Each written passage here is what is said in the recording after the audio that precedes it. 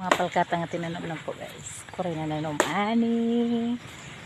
Kana mga palkata na guys. Ay, mahugani di ay. Mahugani. Daghan ka sila. Mali lang na kung tanom ko itong pulka kayo. Na sila.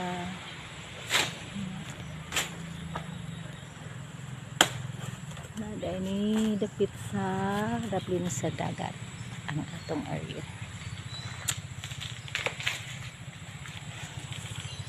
Mong payag, kini nga payag guys. Oh my god.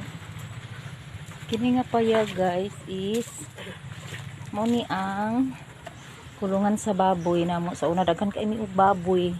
Ang sulod namo ani kay nagfatining guys. Ang sulod namo ani is 10 ka buo kada kulungan diso naatay duha ka kulungan ang among mabutang ani is 20 ka buok mao ni ginaatiman nako but now kay idaran na tigulang na dili na kaya mag-atiman og baboy kaya nagundang nami kay last na mo nga atiman is ang akong partner is kinang gilambas sa baboy kay ambot po ito nga nung baboy ito nga patamag yung ka sabat mo siya idlas kuan lang kay siya kanang lasky kayo lihukan nga baboy once nga pasulod ka tik ay nga mo gawas ito siya mao to'y last na mo nga buhi kay di na pwede kay tigulang na 16 na siya tapos ako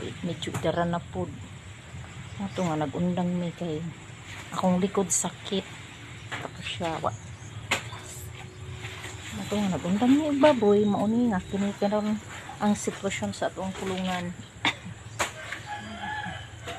tugon sa basin og makakwarta na aming mga plano din karon perta pang pait sa panginabuhi namo karon guys kaya pagbas lang sa ta bye bye see you next video.